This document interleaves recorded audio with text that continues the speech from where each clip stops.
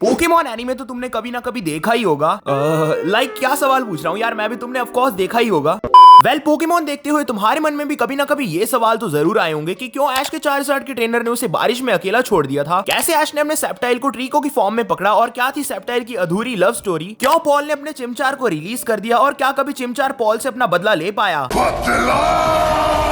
तो इन्हीं सब सवालों के जवाब तुम्हें आज इस वीडियो में मिलने वाले हैं, और आज हम लोग जानने वाले हैं ऐश केचम के सभी एस पोकेमॉन की एंटायर स्टोरी। तो इसलिए अपने फेवरेट स्नैक्स को ले आओ, कानों में लगा लो ईयरफोन, एंड अब बिना टाइम पास करे चलिए अपनी वीडियो को स्टार्ट करते हैं। तो सबसे पहले बात करते हैं ऐश के पहले पोकेमॉन यानी कि पिकाचू के बारे में। ऐश केचम का सबसे पहला पोकेमॉन यानी कि उसका पिकाचू, ये इतना ज्यादा ताकतवर है कि बड़े से बड़ा पोकेमॉन भी इसके सामने आते ही हार जाए। शुरुआत में पिकाचू ऐश की बिल्कुल भी बात नहीं मानता था, पर जब उसने अपने दोस्त को मुसीबत में देखा तब उसने उसकी मदद करने में एक सेकंड भी वेस्ट नहीं किया। बहुत से लोगों का मानना था कि पिकाचू राइचू में इवॉल्व हुए बिना कभी भी स्ट्रॉन्ग नहीं बन पाएगा, पर उसने अपना इवोल्यूशन राइचू को ही हराकर उन सभी की बोलती बंद कर दी। इसने अपने पूरे सफर में काफी सारे बैटल्स जीते और 8 अलग अलग रीजन्स के पोकेमॉन से फाइट की और बहुत ज्यादा एक्सपीरियंस गेन किया। दिखने में भले ही तुम्हें ये छोटा चूहा लग रहा हो, पर इसके सामने शेर भी फीका पड़ जाए। जहाँ पर बड़े बड़े पोकेमॉन्स भी लेजेंडरी पोकेमॉन से फाइट करने में घबराते हैं, वहीं पर इस छोटे से पोकेमॉन ने 4 लेजेंडरी और 4 सूडो लेजेंडरी पोकेमॉन को हरा रखा है। अपने फाइनल बैटल में इसने लियोन के चार्जार्ड को भी हरा दिया, जिसे आज तक कोई भी नहीं हरा पाया था। अपने ट्रेनर ऐश को पिकाचू ने एक वर्ल्ड चैंपियन बना दिया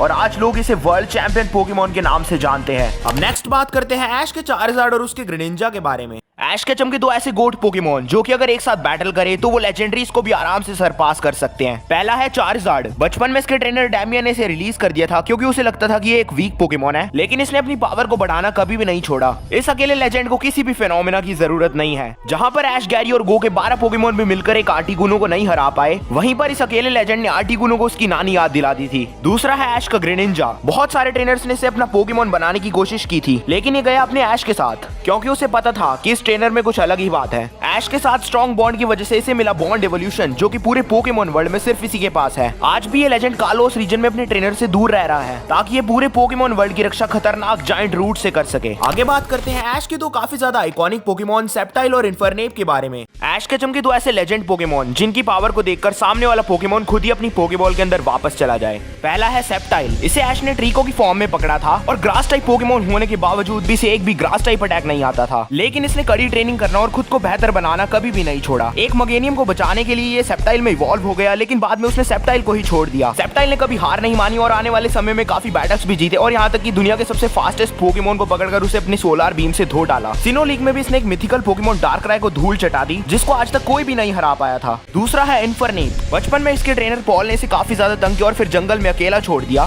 फिर इसने अपने ऐश की टीम ज्वाइन कर ली। ये दूसरे फायर टाइप से अलग था क्योंकि इसके पास था एक सीक्रेट हथियार ब्लेज। इस एबिलिटी से इसकी पावर कई गुना ज्यादा बढ़ जाती थी और ये सामने वाले पोकेमॉन को कुछ ही सेकंड्स में हरा देता था, फिर चाहे वो कितना भी ज्यादा ताकतवर हो। सिनो लीग में ये पॉल को हराकर अपना बदला भी ले लेता है, जो कि पोकेमॉन हिस्ट्री का बेस्ट रिवेंज माना जाता है। तो अब बात करते हैं ऐश केचम के लास्ट एस पोकेमॉन लुकारियो के बारे में। ऐश केचम का लुकारियो एक ऐसा वॉरियर पोकेमॉन जिसके सामने चाहे कितना भी ज्यादा ताकतवर पोकेमॉन क्यों ना आ जाए, फिर भी वो उसे हराने की ताकत रखता है। लुकारियो ऐश को एक एग की फॉर्म में काफी ज्यादा मिस्टीरियस तरीके से मिला था, जब सिर्फ ऐश ही उस एग का ऑरा सेंस कर पा रहा था। देन एग हैच हो जाता है एंड उसमें से रियोलू बाहर आता है। शुरू में रियोलू को पोकेमॉन वर्ल्ड में काफी सारी दिक्कतों का सामना करना पड़ता है, लेकिन बाद में रियोलू और ऐश काफी अच्छे दोस्त भी बन जाते हैं। रियोलू काफी सारे बैटल्स जीतता है और हारता भी है, लेकिन सबसे ज्यादा बुरी तरह उसे बी का ग्रैप लॉक हराता है, लेकिन वो हार नहीं मानता और अपनी कड़ी ट्रेनिंग को जारी रखता है। रोज और ऐश की फाइट में जब रोज के पोकेमॉन ऐश पर हमला करते हैं, तब अपने ट्रेनर की जान को खतरे में देखते हुए रियोलू लुकारियो में इवॉल्व हो जाता है। लुकारियो मल्टीपल बैटल्स जीतता है, बट ऐश चाहता था कि लुकारियो और भी ज्यादा स्ट्रॉन्ग बने, इसलिए ऐश और लुकारियो नाइट की तलाश में निकल पड़ते हैं, जिससे लुकारियो मेगा इवॉल्व हो सके। लुकारियो गर्किन के मेगा अलगजाम को सरपास करके लुकारियो नाइट अचीव कर लेता है एंड मेगा इवॉल्व भी हो जाता है। देन लुकारियो बी के ग्रैप लॉक को डिफीट करके अपना बदला भी ले लेता है एंड साथ ही साथ वो उसके जाइगेंटामैक्स मचैम्प को भी हरा देता है। ऐश का ग्रेनिंजा लुकारियो का टीचर बनता है एंड उसे अपनी पावर्स को सही तरह से कंट्रोल करना सिखाता है। देन ऐश के साथ स्ट्रॉन्ग बॉन्ड एंड ग्रेनिंजा की ट्रेनिंग की वजह से लुकारियो एक काफी ज्यादा जायंट ऑरा स्फीयर यूज करता है, जिससे वो रिहान के ड्यूरेलिडॉन को भी पछाड़ देता है। देन आता है ऐश केचम की जिंदगी का one of the most important battle, Ash versus Cynthia, जिससे ऐश केचम फाइनल में पहुंच जाता। इस बैटल में लिटरली ऐश का लुकारियो धमाल मचा देता है एंड वो सिंथिया की जाइगेंटामैक्स टोगेकिस को हराता है एंड फाइनली अपनी टफ ट्रेनिंग और डिटर्मिनेशन के साथ सिंथिया के गार्चॉम्प को भी हरा देता है, जो कि आज तक अनडिफीटेड था। एंड इसी के साथ ऐश का लुकारियो बन जाता है उसका पकड़ा हुआ आखिरी एस पोकेमॉन।